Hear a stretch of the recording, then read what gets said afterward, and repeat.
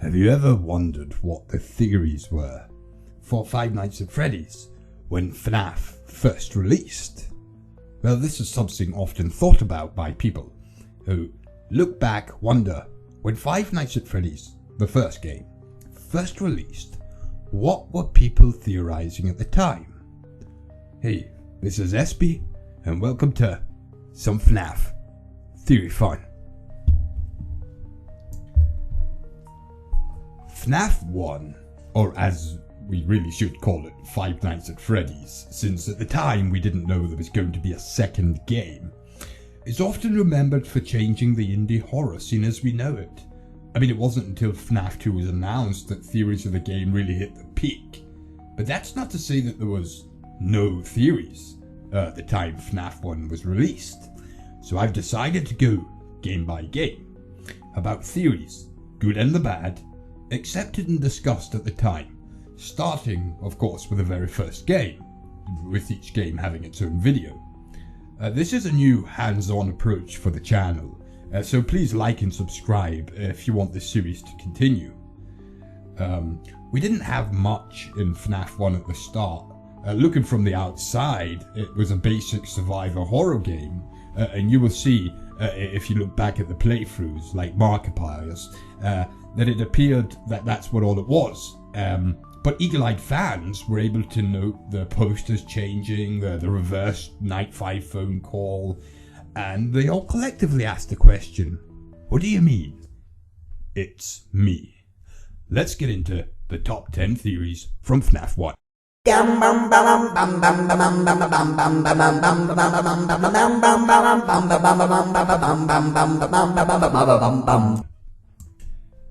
Theory number 10. Foxy's your friend. You know, each animatronic, the bear, the duck, the wolf, and the rabbit. Oh yeah, I should probably mention, to any new fans, that at the time people thought that Chica was a duck and Foxy was a wolf. Yeah, I don't know why. The names were practically a clue. But they all had their own unique way of jump scaring the player. However, Foxy stood out. First, you know, by only becoming active by not looking at him on the camera. Then running at the door and knocking it, even if it was closed. But even if it was open, he would just pop his head in and scream. Now, because Foxy didn't run in and grab the night guard, people started speculating that Foxy was actually a good animatronic. Getting concerned if he didn't see the camera move, he runs down the hall with all of his speed to see if you're doing okay, leaning through the door to make sure you're absolutely safe. However, you, the night guard, get such a fright at Foxy's sudden appearance that you take a massive heart attack and die. Yes, that was the theory. Oh, yeah. Foxy's good guy, checking on you, you die. Heart attack. Yeah. And I'll be honest, that theory did stay around for a while, that Foxy was a good guy, getting debated when more games came out, but this was what we thought at the time. Theory number 9. Foxy did the bite of 87. Although overshadowed by Fnaf 2, the first mention of the bite of 87 was actually in the Fnaf 1 phone call, where phone guy says, they used to be able to walk around during the day, but then there was the bite of 87. And since at the time there was only 6 robots, that being Freddy, Chica, Bonnie, Foxy, Golden Freddy, and Endo 1, theorists were quick to eliminate most of them one by one. Chica was eliminated because of the shape of her beak, Bonnie because his mouth shape, Endo because his mouth was too small, although the handprint on Freddy, it made him a kind of an option, but most looked at Foxy given the evidence. First, that Foxy being out of order was because they deemed him too dangerous after the bite, and that his state of disrepair was due to the mechanics not fixing him because of the bite, and that during Foxy's jump scare, his lower jaw falls. So it would make sense if they had to unscrew his jaw because of the bite. The theory was actually perfectly reasonable at the time, and like the first one, it stayed around for a long time. to this day, people still think that Foxy might have been responsible for the bite of 87, but again, we have to consider that in FNAF 1, we only had the animatronics of that game at that time. Theory number 7. Phone guy faked his death. Okay, this one may come as a bit of a surprise, but this was a theory at the time.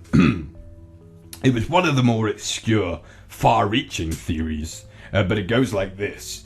Phone guy was in his last week before retirement, so rather than risk his life, he hires you as a night guard to take on his role, knowing the animatronics or the boss of Freddy's would come after him. He recorded his tapes using audio from the animatronics and makes it look like he was killed by them. He deliberately tells the night guard to check in the suits on their back. When the night guard does check the suits on the back, the company fire him for tampering with the animatronics and unprofessionalism. The fact the night guard is fired after Phone Call's death proves that Phone Guy himself wasn't the boss, since a dead man can't fire anyone, really. I mean, I guess they could, but it would bring up a lot of questions. So then Phone Guy escapes, changed his name while everyone thinks he died or went missing. By knowing Fazbear Entertainment's company policy, a missing person report will be filed within 90 days or blah blah blah. Those supporting the theory pointed out that Phone Guy's not in the restaurant with you, and yet his recordings feel recorded night by night rather than pre-recorded. They also pointed out that the Fazbear Entertainment policy on death meant that the company could kill Phone Guy because he knew too much, just cover it up as an accidental death or a disappearance. To be honest, this theory was actually rather clever at the time, lasting probably around a month or so. That was before there was a new theory on the block. A game theory. Theory number 6, and the emergence of game theory. Now, I speculated, and I even debated with myself, because I knew this video would be long, if I should point out the theory that game theory made, and I don't think so. I think the best thing to do with this is to just say, game theory in his first theory linked it to a set of real murders that occurred, which it was not true. But if you want to, you can see the first Game Theory FNAF video that Game Theory did, and it was based on these murders. And a lot of people believed it at the time, but that was before he started looking into all the evidence that we started seeing. So to not bore you on the details of a theory you already know, I'll just point you towards Game Theory's first theory. Theory number 5, stuffed chicken. Actually, when the Phone Guy is dead overtook the Phone Guy faked his death theory, another bit of detective work began by the community. Phone Guy said they stuff you into a suit. So, what suit was Phone Guy stuffed into? There was actually 3 contenders of Phone Guy's fuzzy coffin. The first was that he was stuffed into Freddy Fazbear himself, because of the bloody handprint on his head. Phone Guy was struggling with Freddy, so that caused the handprint. The second was that Freddy did stuff the Phone Guy, explaining the handprint on the head, but not into his own suit, but actually into Chica's suit. The reason was because Chica's sounds sounded like someone struggling to breathe, and these were the last sounds that Phone Guy might have made after being stuffed into the suit. It was Phone Guy's death sounds or dying sounds.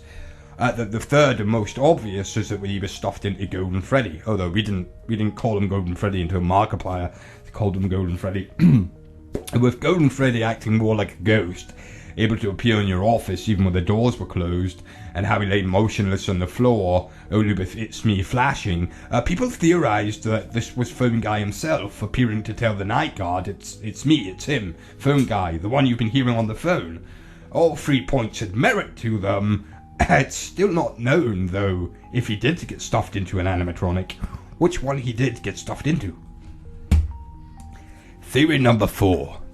You're the killer.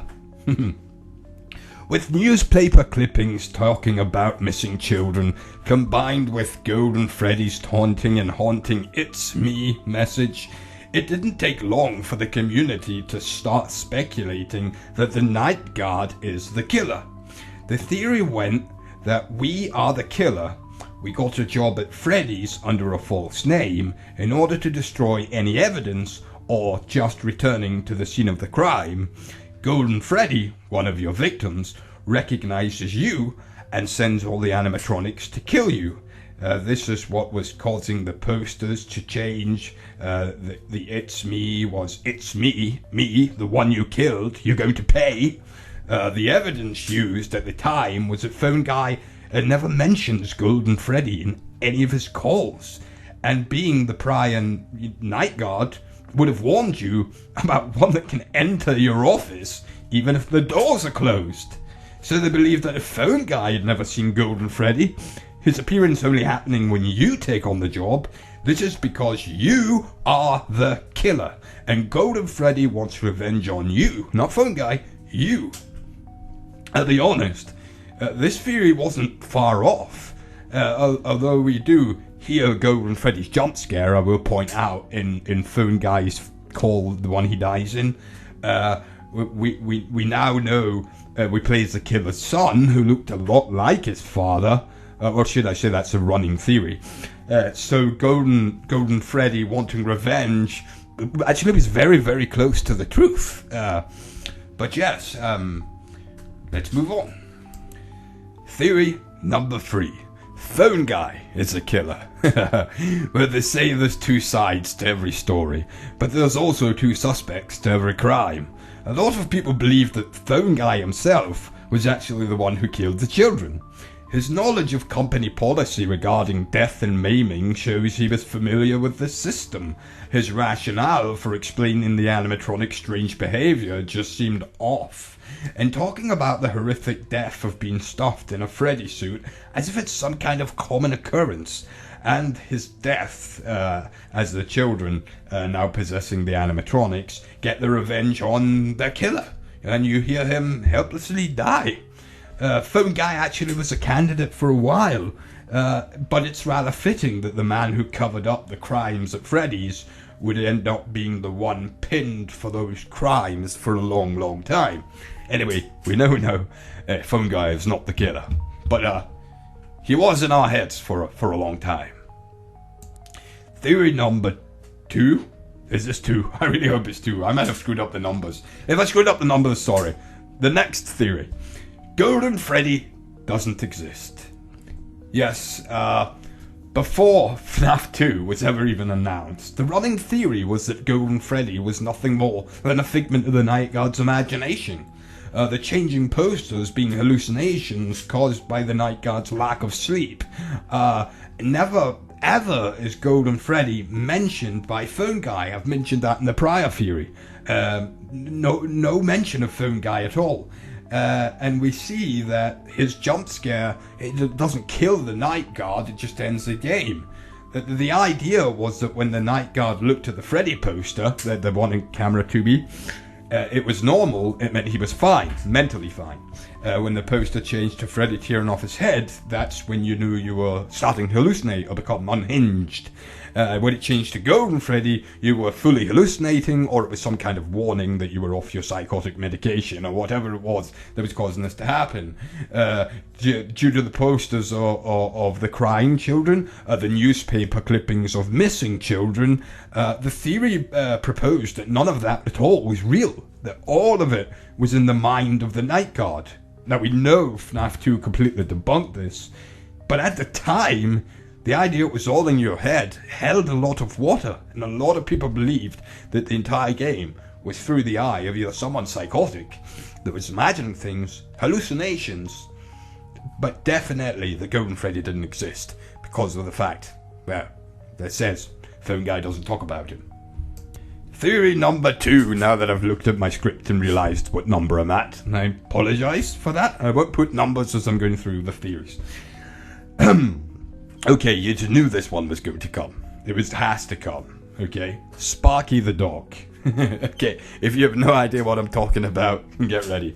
If you do, you'll be ready to laugh.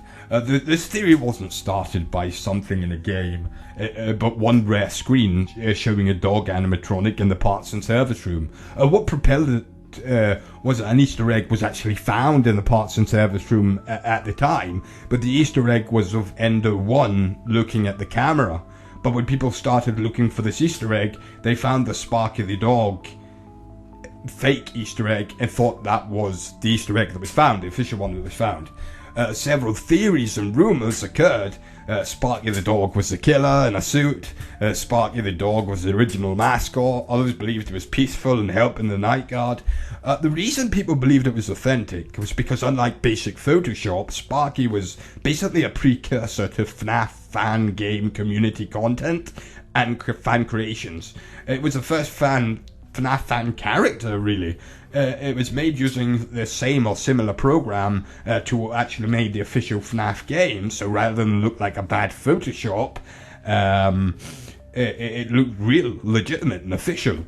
And even after Sparky was debunked, there are still many who kind of feel that Sparky is as important to the Fnaf history as Freddy himself. We hold a candle for you, Sparky. We'll always hold a candle for you. Plus you come back to fetch. Shh, I didn't say that. And the final theory of FNAF, well, it's not the final, but you know what I mean. The last theory in this video of the 44 to FNAF 1, Chica is looking for her cupcake. Yes, the 10th and final theory, in all honesty, could have been partially correct, is that Chica wasn't hostile, but was just looking for her cupcake. The theory speculated that Chica's sounds in the kitchen, you know, the bang, bang, bang, was just her looking for a cupcake. And not finding it, she heads to your office. Looking in the window, she spots a cupcake. Thinking you stole it, she'll try to get in, attack you, kill you, and get a cupcake back. An adapted part of the theory was that the cupcake was actually the kitchen camera and was watching you from your office. Both of these have been debunked. Obviously, Chica was not coming in to get a cupcake, but that said, Chica and her cupcake now have a, I don't know what kind of relationship we could call this, and with FNAF Plus, I don't know, at the end of the day. But she definitely wasn't coming in just to get a cupcake. Okay. And there you have it. 10 theories believed at the time FNAF 1 was released. You need to let me know in the comments if you want 10 theories everyone believed when FNAF 2 was released, or 10 more theories everyone believed when FNAF 1 was released, because there is more. But please like, subscribe, and don't forget, stay awesome.